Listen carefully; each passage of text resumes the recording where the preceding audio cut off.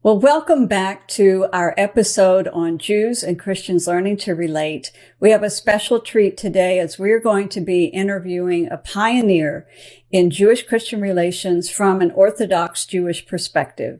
So please stay with us. Welcome to the Israel Answers series, connecting Israel, the Bible, and you. Join Susan Michael as she explores timely issues and current events from a scriptural perspective to equip the Christian world with a balanced and biblical response. Be sure to subscribe for future episodes, which will ignite your faith and bring the Bible to life in your everyday world. Now, let's join Susan with your Israel Answers. Well, as I said, we have a special friend with us. He's in Israel, an Orthodox Jewish proponent of Jewish-Christian relations, and he's given decades to this, and there's so much that we're going to be able to learn from him and from his story today. So I'd like to welcome Jonathan Feldstein for being with us, and thank you, Jonathan, for joining us today. It's really my privilege, Susan. Thank you for hosting me. So let me share just a little bit about your background. You are the president and CEO of the Genesis 12:3 Foundation. And I don't think I have to explain to my audience what Genesis 12:3 says, but it is God's promise to Abraham that a nation, descendants that would be a blessing to the world.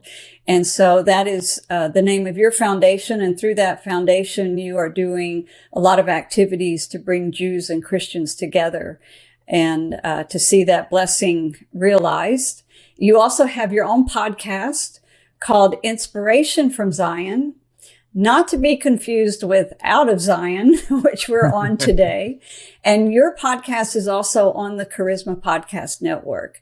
So we'll link to it in today's show notes so that those that would like to can listen to your podcast and learn more from you even after today.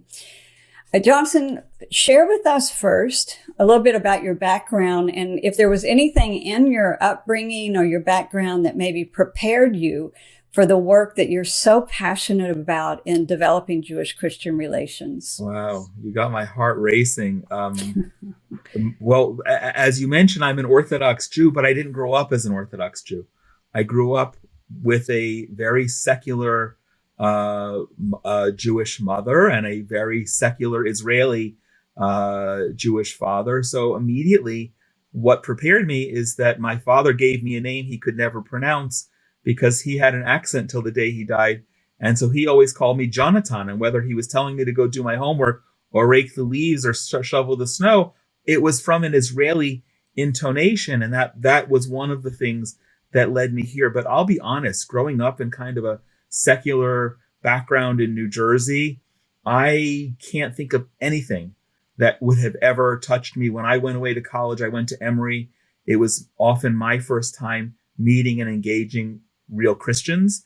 And in many cases, I was the first Jew that many people were meeting. So the only thing that I would say maybe that prepared me is both my mother and my father were very open-minded people, and I inherited that from them. So me being able to engage people where they are and learn from them as compared to say, oh, you're different and therefore I want nothing to do with you. But I certainly was not on any page. It was all a God thing as to how I got connected between Jewish-Christian relations.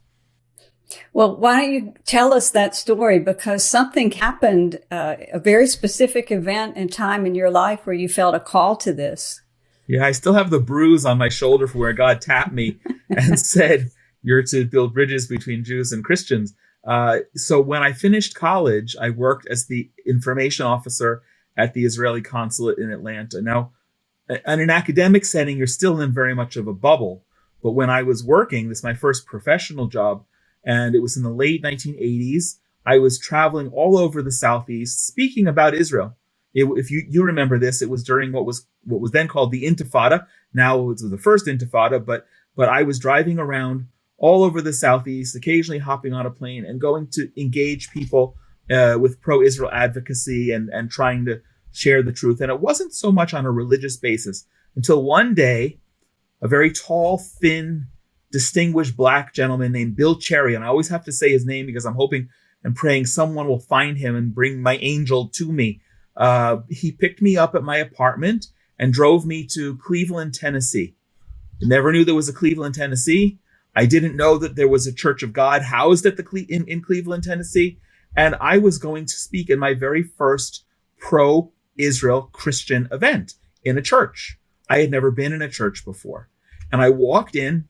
I always say if you could put a USB port in my head, you could still download the pictures. It's that vivid to me. I saw Christians wearing blue and white costumes, dancing Israeli folk dances, singing Hebrew songs. And honestly, Susan, I had no idea why Christians would care about Israel and the Jewish people, much less be celebrating. I don't remember what I said, but as I just said to you, that's where God gave me a very firm tap on the shoulder. And I didn't understand it, but I didn't understand what he wanted from me, but I clearly understood that this was my calling. And it took a while to really have the rubber hit the road, but it's been my passion.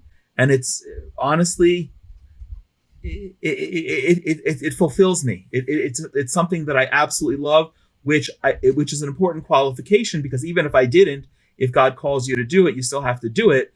But in this case, I am enriched because of it. Well, Jonathan, if I can ask you about one thing that you just said. You said this was the first time you'd been in a church. Is that right?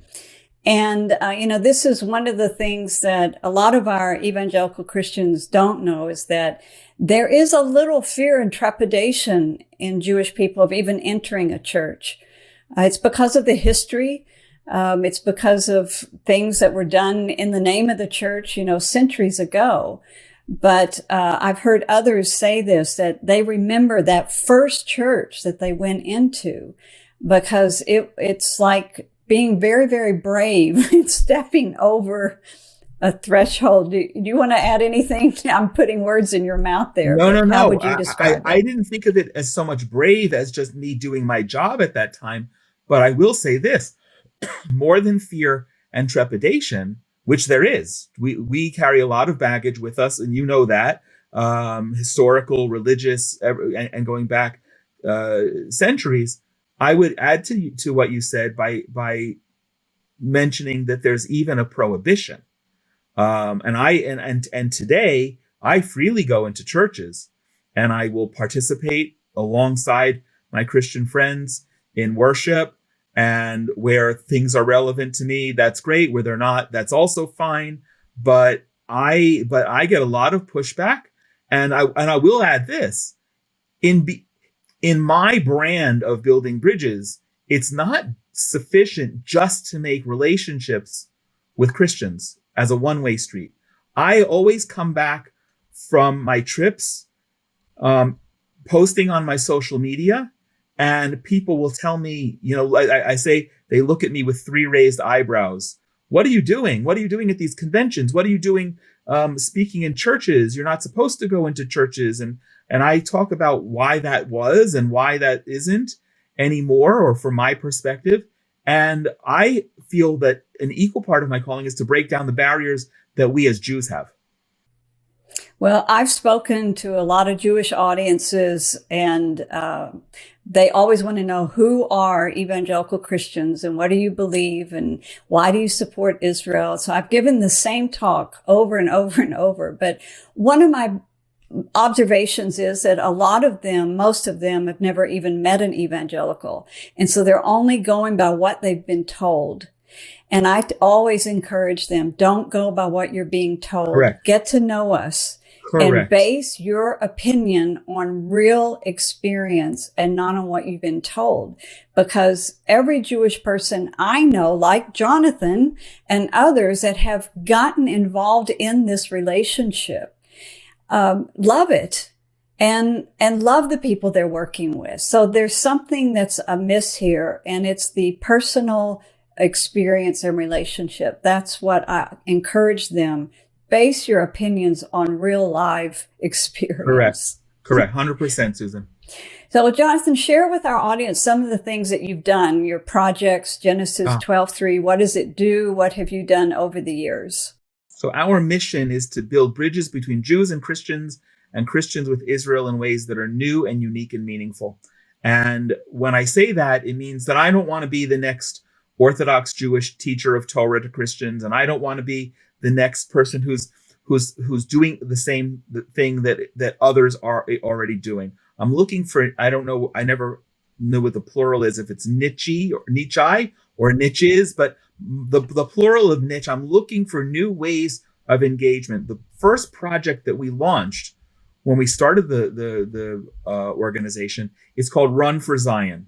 And Run for Zion is the first Christian program around the Jerusalem Marathon.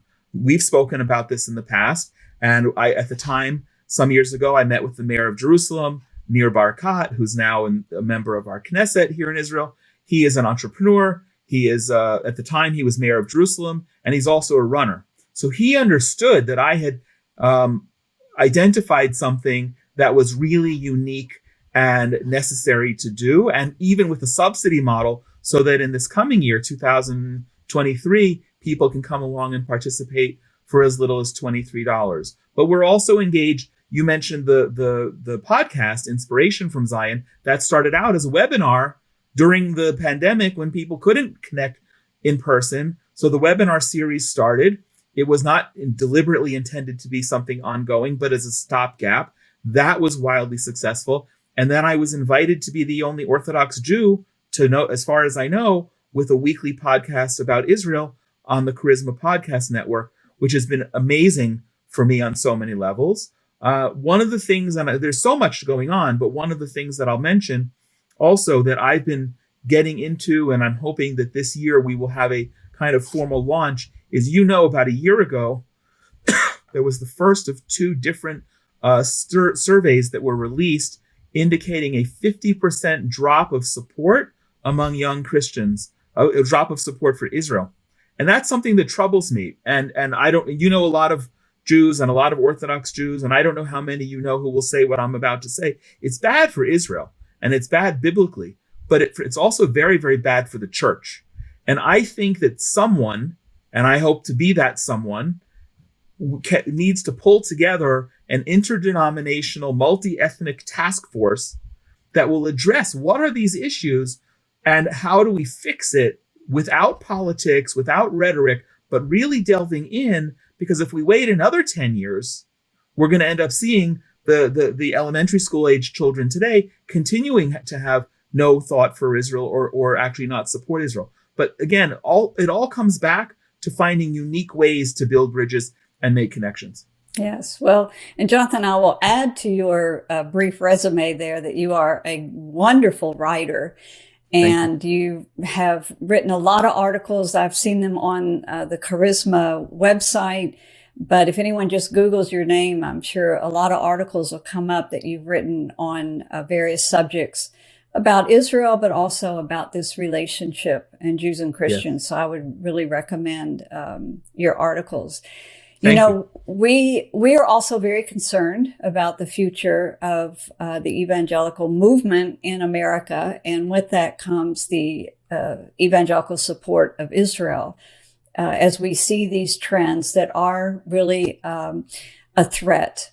And I agree with you. The stronger the evangelical church is, the stronger will be the support for Israel of America.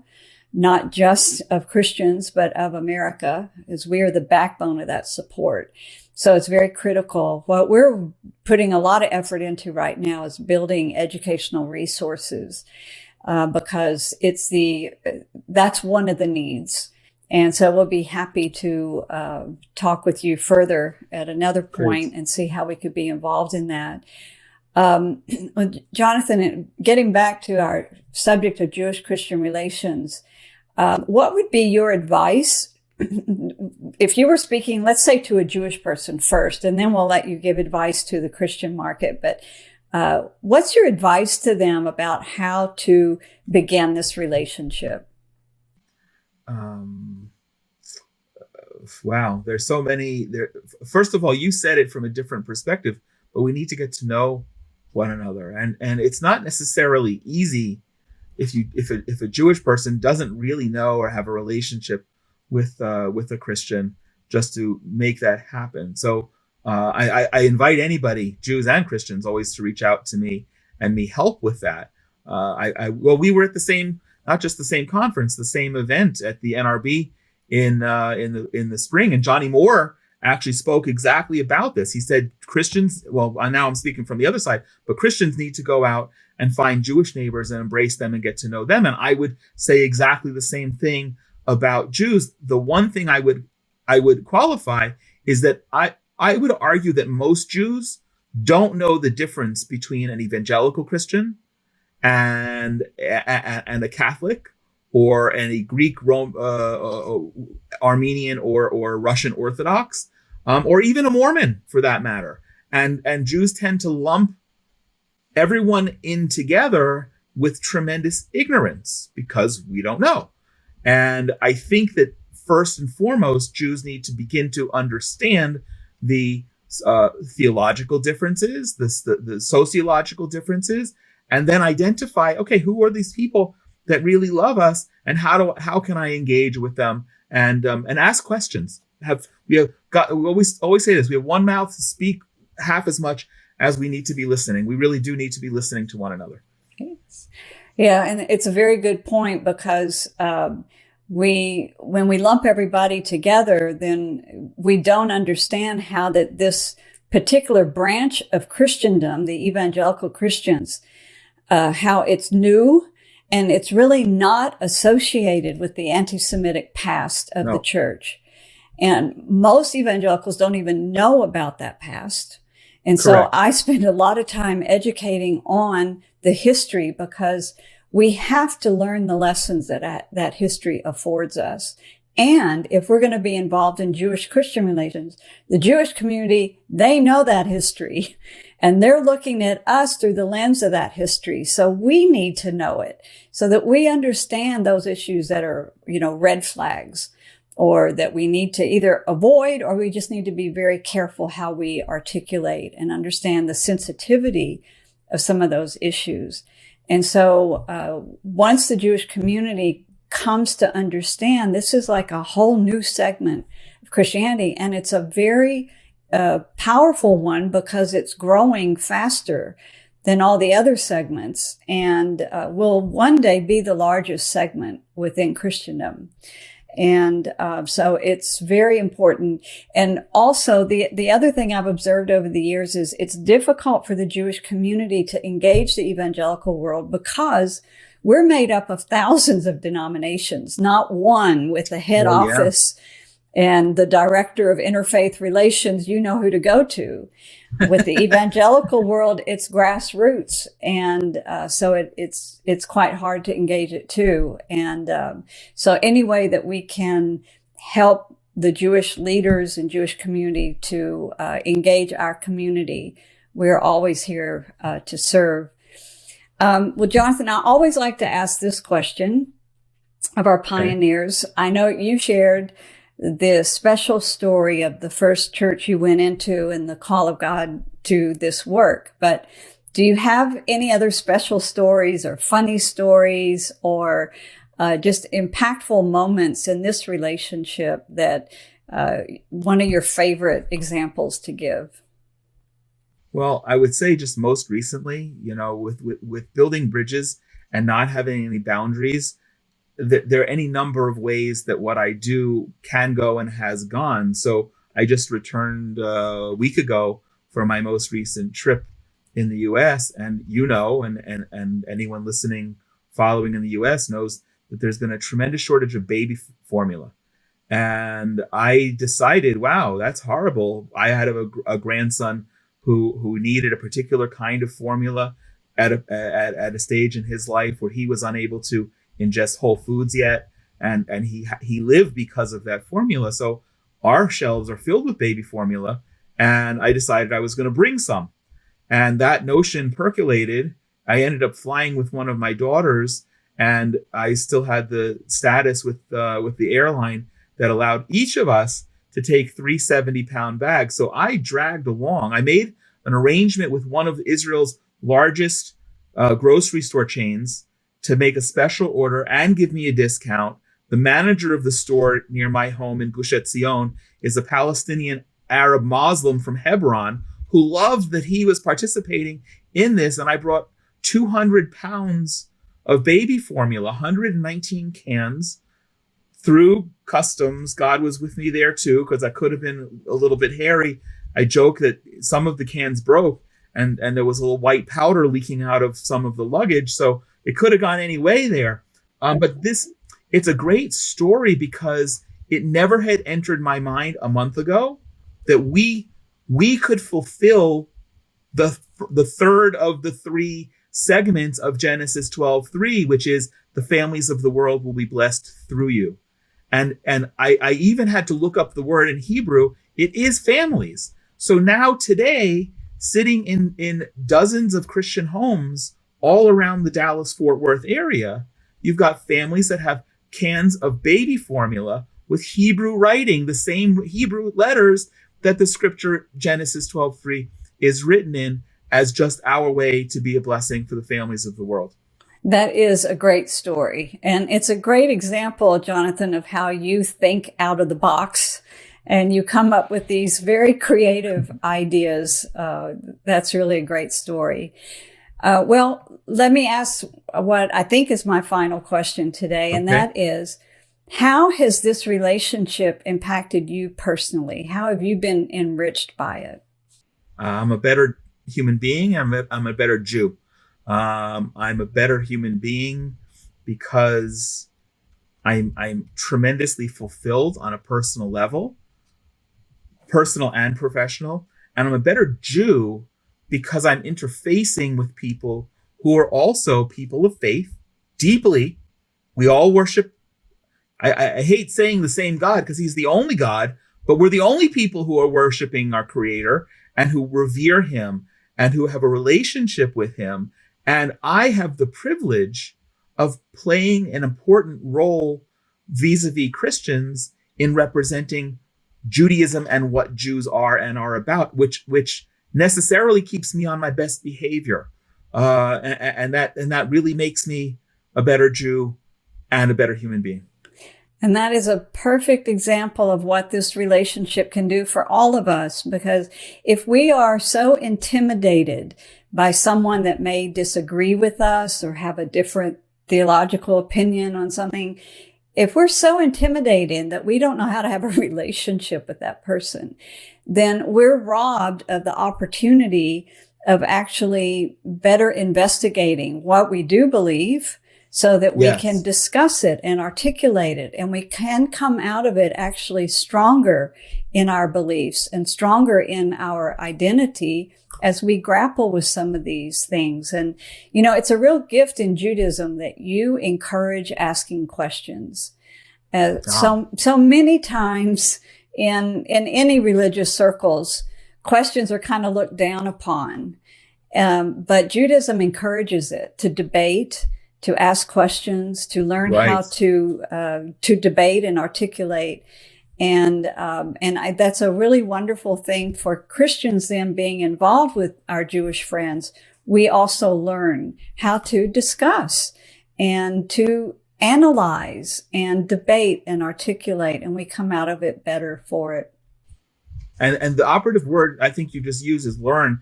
I'll just share another quick story. Back in March, I visited a church in Tennessee. The pastor was hosting me. We did a great Shabbat program together with me in the community, and I love to do that. And then he hosted me in all of the Sunday worship services. And because they were in a brand new building, it was my first visit back since they had moved. I brought a mezuzah from Israel for them to put on the door. And I was explaining how and where and why and he said, well, why do you hang it on an angle? And I said, I don't know. I'll have to check for you.